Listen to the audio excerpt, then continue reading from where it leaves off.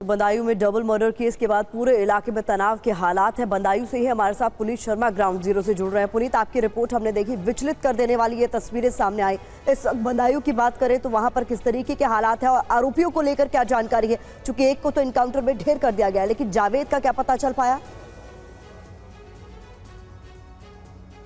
देखिए, अभी थोड़ी देर पहले हमारी बदायूं के एसएसपी आलोक प्रियदर्शी से बातचीत हुई है। तमाम एंगल से इस पूरे मामले की जांच कर रहे हैं और पुलिस के सामने सबसे बड़ी जो चुनौती है वो इस कत्ल के मकसद का पता करना है और इस मकसद का पता तब चलेगा जब जावेद उनके हाथ लगेगा। फिलहाल साजिद को तो एनकाउंटर में ढेर कर दिया गया है, लेकिन जावेद अभी पुलिस की गिरफ्त से बाहर है, वो फरार है और जावेद को पकड़ने के लिए पुलिस की कई टीमें लगातार अलग अलग जगहों पर दबिश भी दे रही हैं। फिलहाल इलाके में शांति व्यवस्था कायम करने के लिए भारी संख्या में पुलिस फोर्स को और पैरामिलिट्री फोर्स को भी तैनात कर दिया गया है। इलाके के लोग कल शाम को उग्र हो गए थे। उन्होंने आरोपी साजिद की दुकान में तोड़फोड़ की थी, आग लगा दी थी और उसके बाद जो आसपास की बाइक थी उनमें भी तोड़फोड़ की थी। उसी के बाद से इलाके में शांति व्यवस्था कायम करने के लिए बड़ी संख्या में पुलिस को तैनात किया गया है। फिलहाल जो आरोपी जावेद है एक बहुत अहम कड़ी है इस पूरे मामले में, क्योंकि चश्मदीद बच्चे ने भी अपनी गवाही दी है। तो ऐसे में अब जावेद पुलिस के हाथ लगना बहुत बड़ी चुनौती है और इसी के लिए पुलिस लगातार कोशिश कर रही है। तो जो दो आरोपी उनमें से एक की तलाश पुलिस की तरफ से की जा रही, जैसा कि पुनीत बता रहे हैं। और इस बीच एक बड़ी खबर भी आपको बता देते हैं। 2 बच्चों की हत्या के बाद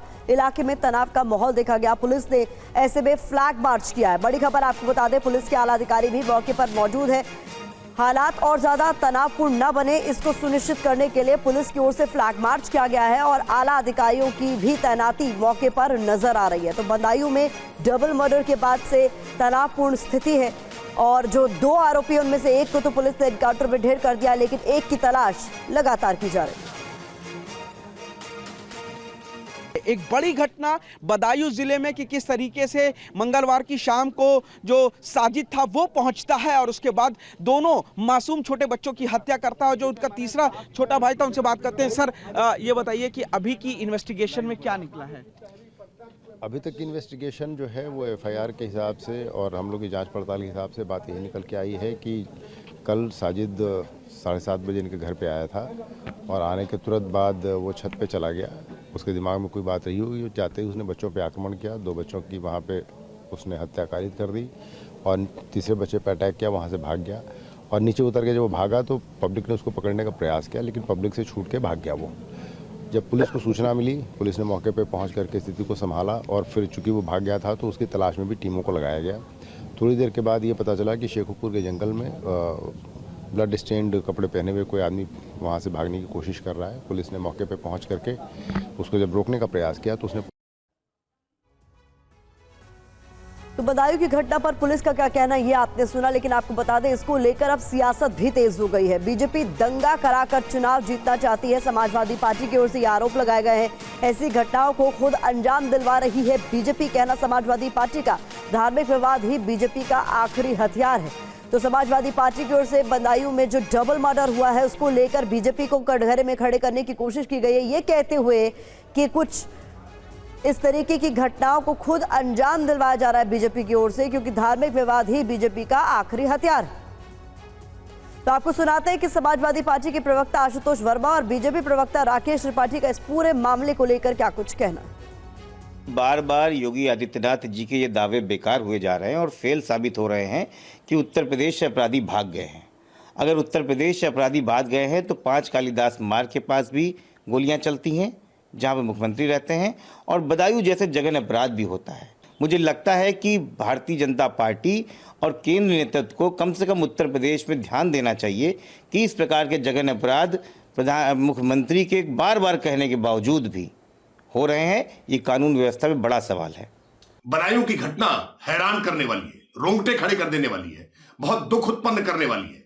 लेकिन ऐसी घटना पर समाजवादी पार्टी घटिया राजनीति पर उतर रही है, घटिया राजनीति करके व्यर्थ के आरोप कर रही है। जबकि सच ये है कि योगी आदित्यनाथ सरकार ने ऐसे किसी भी मामले में पूरी कठोरता से कार्रवाई करने का हमेशा उदाहरण दिया है।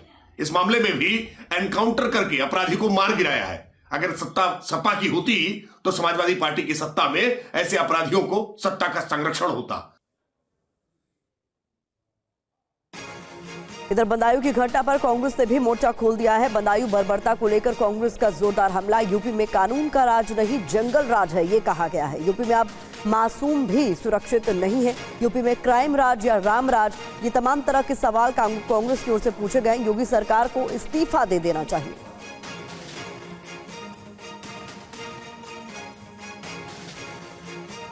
उत्तर प्रदेश में कानून का राज नहीं है। उत्तर प्रदेश में भारतीय जनता पार्टी का राज है, जंगल का राज है।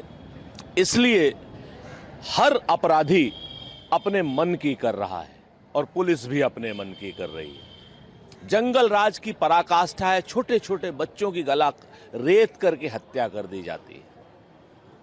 क्या ये भाजपा राज है योगी जी? इसको आप राम राज कहेंगे? ये आपके राज की असलियत है। गृह मंत्री को और सरकार को तो इस्तीफा दे देना चाहिए। योगी जी हिंदू हो या मुसलमान, जिसने भी कानून को अपने हाथ में उत्तर प्रदेश में लेने की कोशिश की है, उसको बख्शा नहीं गया है।